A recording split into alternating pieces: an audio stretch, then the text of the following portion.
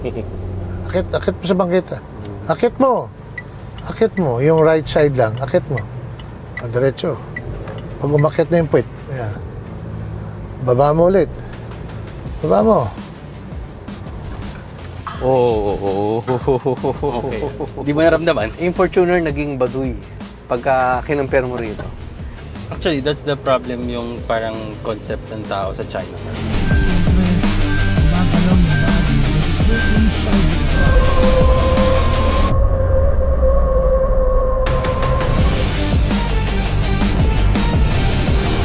Alright, guys. Nakita nyo naman yung mga video natin ng isa sa pinakamamahal kong sasakyan ngayon, yung 212. Sawang-sawa na kayo sa opinion ko, sawang-sawa na kayo sa kakakita ng mga video natin kung saan yung factory, saan ito, saan to. Alright guys, we're at the production facility. There's a lot of people that are probably going to say, bias yan si King Panda, kasama yan sa marketing group diba? Na nagpo-promote ng 212. Tsaka meron din siya, so kasama siya dyan. So ang ginawa namin is kumuha kami ng 2 followers natin na never na maneho itong 212 na to. Iba yung ano niya, iba yung hatak niya. Suabe pero malakas. Minor ka konti, tapos wag ka pumreno. Etso mo lang. Etso mo lang. As a matter of fact, it's the first time they've seen it in person. We have Ian and Lex. Ian is an IT guy, formerly from Singapore, na umuwi ng Manila, now working for a really, really good bank. And there's Lex, who's a negosyante. I think he's in construction, right? Pareho tong araw-araw nagmamaneho. Took them for a ride on the 212 and we let them experience it. And this is all their opinions. They're not paid. They're not actors. These are their true opinions of the car. It's the first time they've driven it. Watch the video.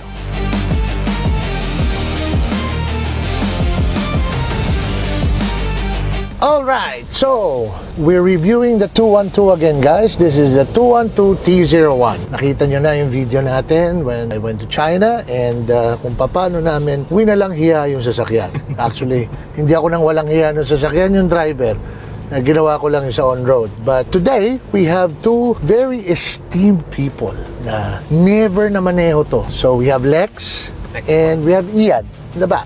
They're both car owners and we will also review their own personal cars later on in a later video. But for now, we want to get their feedback on this 212 T01. Lex, never mo pang na-drive ito, di ba? Never. First time ko nga lang pumasok. Ngayon lang po. When did you first see this T01? Doon sa vlog niyo po. Ano first impression mo pagsakay mo? Compared po doon sa dinadrive ko na, this is amazing po yung ano niya, interior. Ngayon nasa loob tayo. Kakaiba po yung ano, yung feel nito. Napaka-social.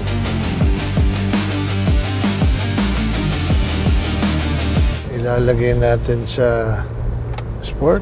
Medyo backup ka lang ng konti, paunahin natin lahat ng kotse para makahataw ka ng konti. Tapakan mo, habulin mo yung Innova. Oh man. Yung power mararamdaman mo talaga. Mas mararamdaman mo pala pag nasa likod ka. No? Totoo pala, kaya pala nagagalit yung asawa ko. Paupuin mo sa harap. And then it does the engine brake on its own pag mabilis ka. Yang ADAS ang pumipitik dyan. Kasi nakikita niya na yung harap mo mabagal, tapos ikaw nakalimutan mo pumreno. Mag-isa siya. It'll start pag may minor siya. That's why it's really a consideration yung ADAS. Malaking bagay. It should be a standard. Slow down, medyo dito ka sa kanan. Bibigyan kita ng konting surprise. Sige, minto ka. Ay, dikit mo sa bangketa. Akit mo sa bangketa. Akit mo. Akit mo. Yung right side lang. Akit mo. Diretso. Pag umakit na yung puwit. Ayan. Baba mo ulit. Baba mo. Okay. Di mo naramdaman? Di mo na naramdaman?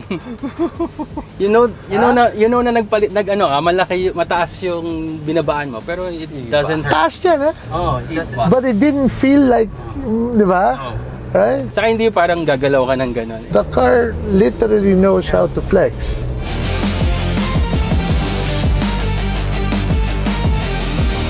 Yan, arangkada mo, sige. Kamatakot. Oo. Yung hatak niya iba, para siyang remap. Versus dun sa typical, yung katulad po sa akin, yung Navara nga. Tapakan mo, kamatakot. Very forgiving yung kotse. Chinese to. Oho. Okay. Shocks. Iba yung ano niya, iba yung hatak niya. Suabe pero malakas. Parang tamed yung ano niya, yung hatak niya, pero at the same time ramdam mo. Minor ka konti, tapos wag ka pumreno. Etso mo lang. Etso mo lang. Oh man. Hindi ka tinatapon, di ba? As a driver, yung hindi ka lalabas sa seat ko, yung aakyat ka sa seat. Yes. That's why hindi ka kakabahan. Usually pag gano'n, pepreno ka ng biglaan dahil lilipad ka. Yan yung humps ng Green Meadows. Yan, sige. Huwag kang pumreno. Yeah, huwag kang pumreno. Huwag kang pumreno. Diretso. Nice. Yung bounce niya hindi Siya ano po. hindi sagad. Oh, tsaka may bounce po kasi yung feeling mo na alam mong pagod ka pagkatapos mo mag-drive. Yung ano pong yun, yung naramdaman ko pong yun, hindi siya yun. Yung nakakapagod na bounce o yung ano, yung feel. Kasi may nakakapagod pong feel ng ano eh. Tawag ko itong kaldang kabayo. Oh, hindi po yun.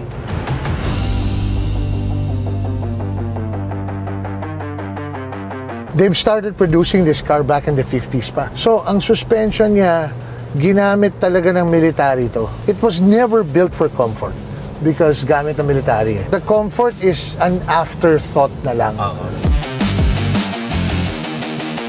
Ito yung klaseng kotse na pag yung asawa mo nasa likod, hindi ka babatukan.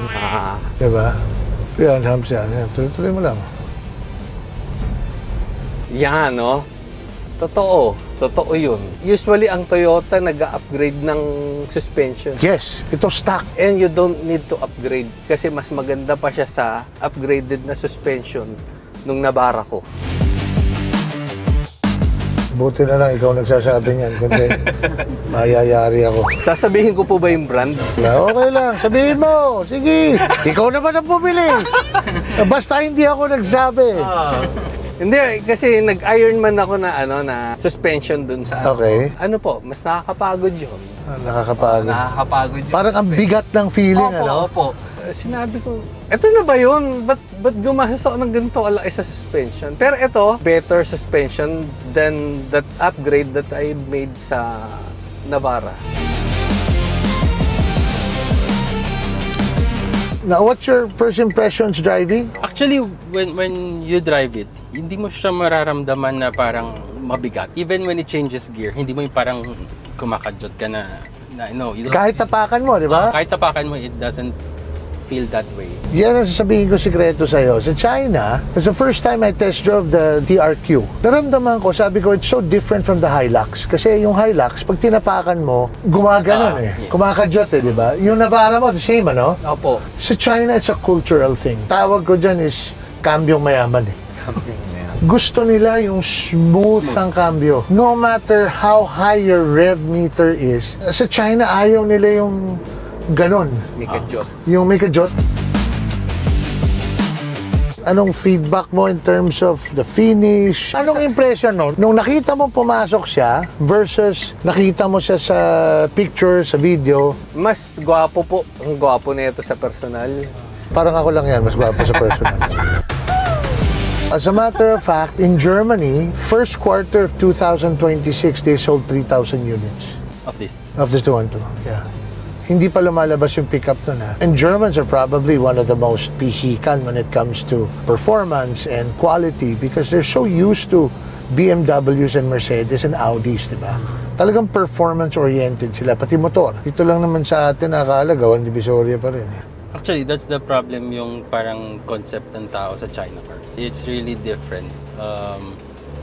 For me, you would feel the difference of driving it. Hulaan nyo kung magkano to. 3M? Ay, mga 2.5. Sobra ka naman ba? Medyo tumama ka, nasa 2.7. And for 2.7 million, you have, it's not quite as big as a Land Cruiser. I think it's about the size of a G-Wagon. It's more comparable siya ng presyo ng Fortuner eh. Yes, exactly. And it's way bigger than a Fortuner. Yung Fortuner naging baduy pagka kinumpir mo rito. Sorry sa mga tropa ha. Sorry sa mga tropa. Baka mapanood It's nyo. about it, ano. When you compare yung Japanese cars to the Chinese cars, way ahead on Chinese cars based on features. The reason why the Chinese are they're so advanced is there's no such thing as copyright law sa kanila. What's your verdict on the car? I would really suggest this one for those who are looking for SUV size, mid-size or bigger size. This is really comfortable. Ay, for the price, panalo eh. Panalo. Kung yung budget mo ayun, dapat ito yung una mong tignan. Kaso nga lang, tataas na yung ano mo. Expectation. Yung expectation mo rin sa mga susunod. Oh yeah. Patay na. It Parang is ganun. something na talagang pag ito kinumpare mo sa iba, lalo na for the usual, the usual brands that they Tama. see, you'll doubt other brands. Oo, ganda. Direct, anong kulay gusto mo? Ito, okay na to. Okay na to? Ikaw? Week parang diretso ko Ito na rin. Parang diretso ko na Direct, kung naman i-check mamaya. Dalawang benta na yan. Kahit sa motor, ano? Ang ganda. So guys, nakita nyo naman, it's a great experience for our two friends, no? So kung sino man sa inyo ang gustong sumama mag-review ng kotse na matatatag ang loob at hindi nahihiya sa camera, this is your opportunity to shine. So please message us. Huwag naman yung mga may ambisyon mag-Viva Max kasi hindi natin kaya yan. Ako lang yun. Pero siyempre may basbastikwid banda.